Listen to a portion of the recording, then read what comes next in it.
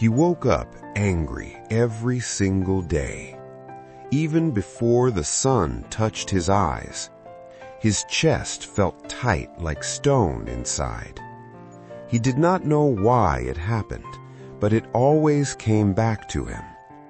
His name was Daniel, and he lived alone.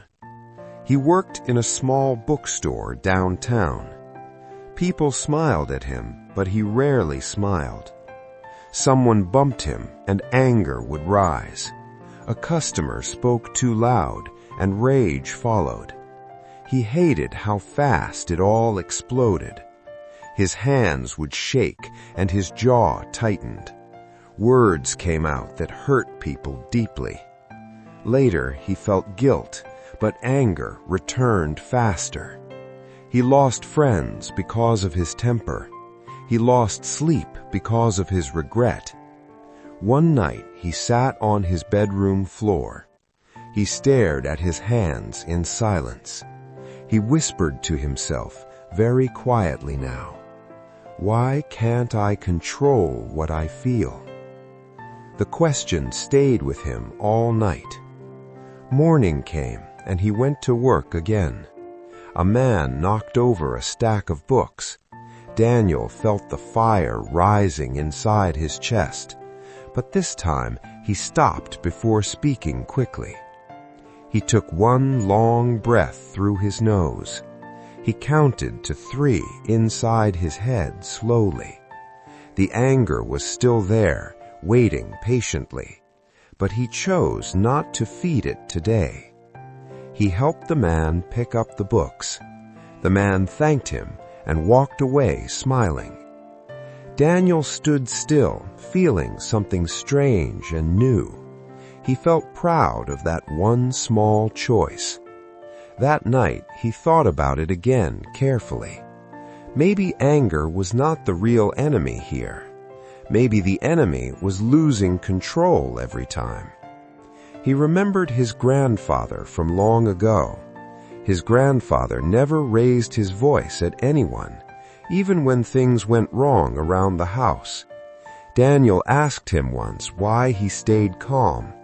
His grandfather said, "Anger is like holding fire. You can hold it, but it will burn. Or you can set it down gently." Daniel never understood those words back then, but now he was starting to see clearly. The next day, someone yelled at him rudely. His heart pounded and his fists went tight. But again, he paused before he reacted quickly. He imagined himself holding that burning coal tightly. Then he imagined placing it down on stone. The image helped him let go just enough. He walked away without saying a single word. The anger followed him for a few minutes, but it faded when he stopped feeding it. Days became weeks, and he practiced this daily. Sometimes he succeeded, and sometimes he still failed, but each time he tried felt like progress. He learned anger was not wrong or bad. It was just energy that needed direction instead. He started going for walks when tension rose. He wrote his feelings down in a notebook. He learned to name what he truly felt. Sometimes it was fear hiding under the anger. Sometimes it was hurt that never got heard. He began to understand himself more each day. People noticed the change in his voice tone. His coworker said he seemed different now somehow. Daniel smiled and said he was trying hard, trying to be the person he wanted to become. One afternoon, a young boy entered the bookstore. The boy knocked over a display by accident. Books scattered across the floor in every direction. Daniel felt the old anger knock on his door, but this time it felt lighter and quieter.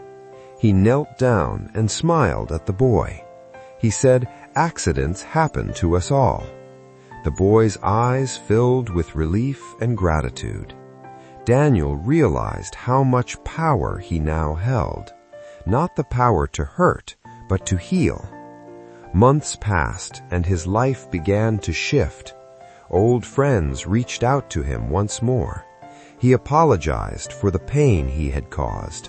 Some forgave him, and some needed more time, but he accepted them both with a quiet heart.